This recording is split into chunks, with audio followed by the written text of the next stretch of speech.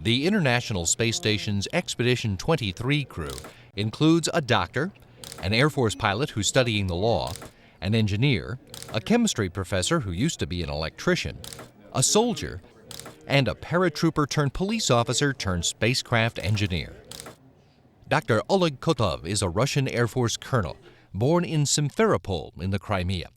Since his father was in the Soviet military, Kotov's childhood was spread out all over the country. The geography is pretty big for me. I lived in Ukraine, in Moldova, in Leningrad, currently St. Petersburg, in Moscow, and I graduated from high school in Moscow. Then Kotov fulfilled a family tradition by studying at the Kirov Military Medical Academy. When he graduated with his medical degree and his pilot's wings, his next career step was influenced by the childhood desire to become the next Yuri Gagarin. After I graduated from the academy, I started working in the cosmonaut training center in the Star City, and I worked as the test surgeon, and I also worked as an instructor. With a specialty of space medicine, investigating how the human body responds in the absence of gravity. Kotov was selected for cosmonaut training himself in 1996, and when he made his first flight in 2007 as Soyuz commander and flight engineer on the International Space Station's Expedition 15, he fulfilled the childhood dream to fly higher and explore the unknown. I wish the same like to all those young guys who dream to reach the stars. There are no limitations. It's all in your hands. You're capable of doing it, and nothing is impossible. Soichi Deguchi was one of those young guys with such dreams. The Yokohama native, raised in nearby Chigasaki, got hooked on space and adventures early on. He was just in the first grade when he explained his future dreams. I want to become a rocket pilot because I want to know various things about space. Well, I really like all the rockets and spacecraft and space adventures when I was a childhood. I watched all the movies like Star Wars or Star Trek or the Japanese anime, which in theme with the space adventure. Deguchi kept his interest in space as he grew up in the 70s and early 80s, and that interest came into focus one day during his freshman year in high school.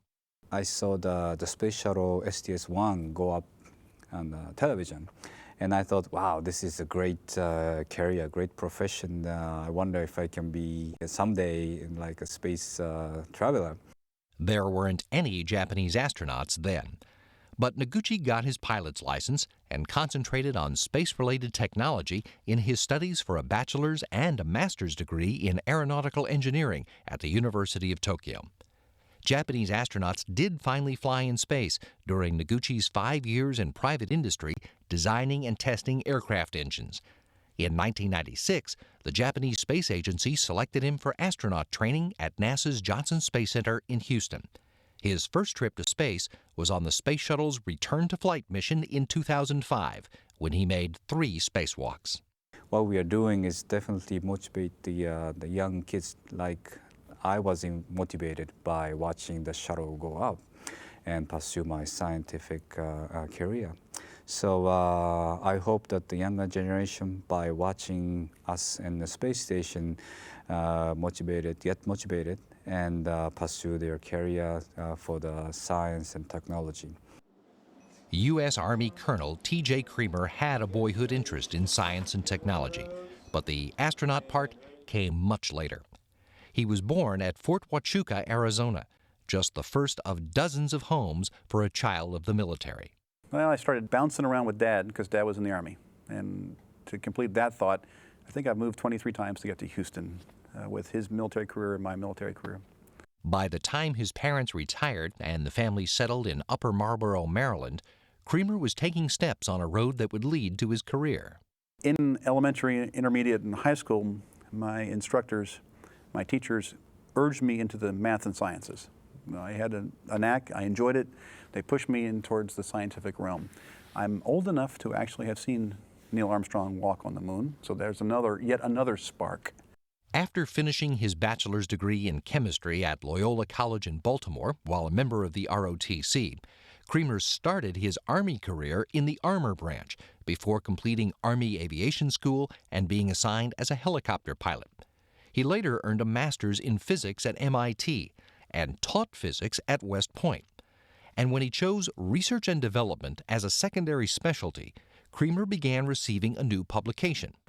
The first issue I got, the inside back cover, had an article that was entitled "The Typical Profile of an Army Astronaut." And I read through that article, and those little sparks all along the way, they kind of erupted into a flame. And I went, ooh, this sounds very close to what I've been tracking and doing unknowingly. He was assigned to the Johnson Space Center in 1995 as a Space Shuttle Vehicle Integration Test Engineer. And in 1998, he was selected to join the Astronaut Corps. This trip to the International Space Station is Creamer's first spaceflight.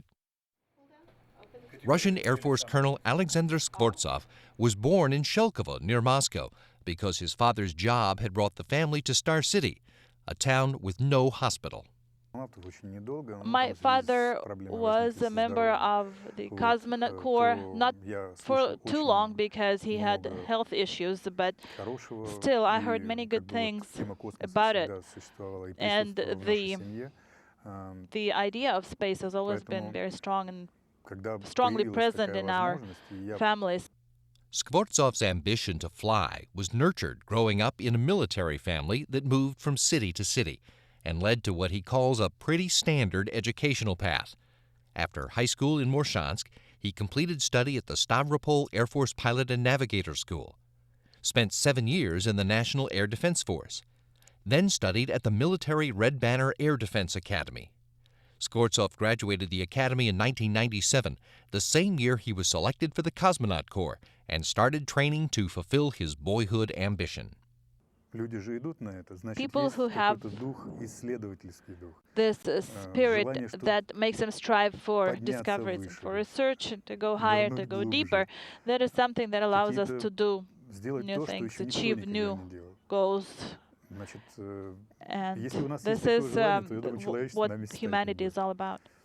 In the years he's been preparing for this first spaceflight, Skvortsov's also been studying at the Russian Academy of Civil Service to become a lawyer.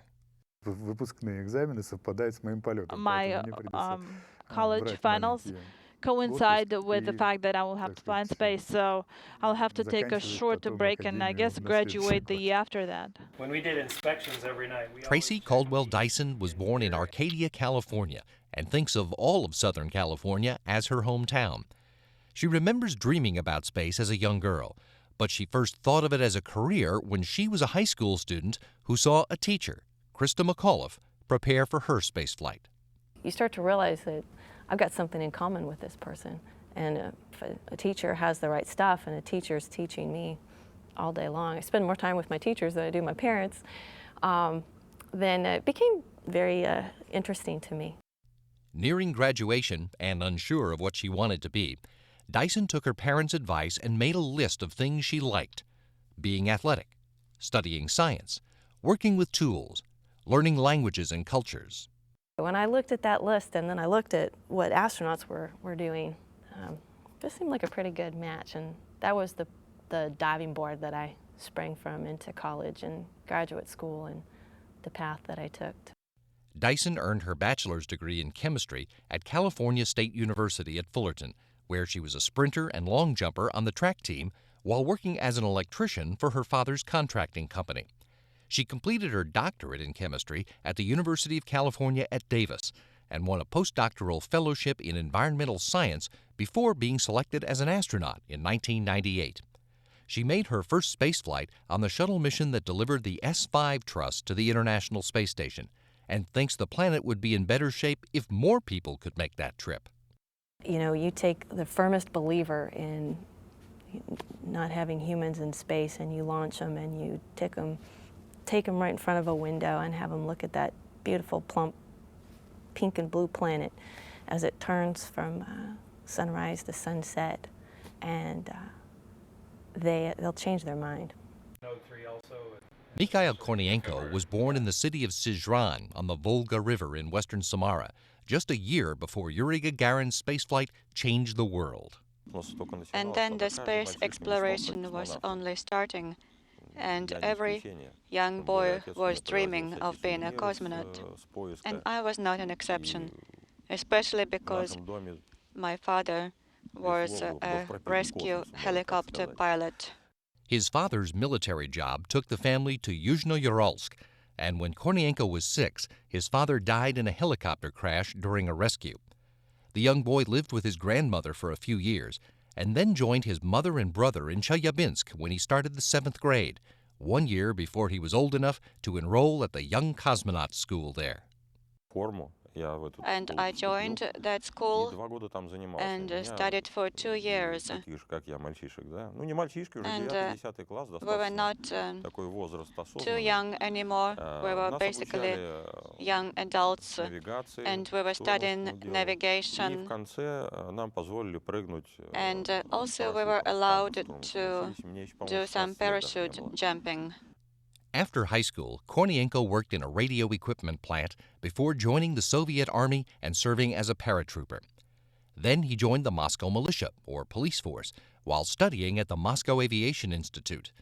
He worked as a mechanical engineering designer before getting on at the Baikonur Cosmodrome as a launch equipment specialist, where for a time he led the team responsible for servicing the Buran spacecraft.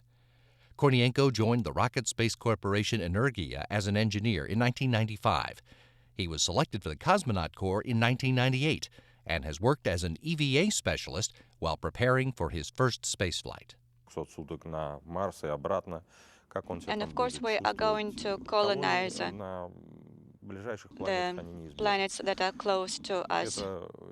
And the mindset of forward-looking scientists and other specialists is that we do have to continue the space exploration, and it has to be human. We have to see the space with human eyes.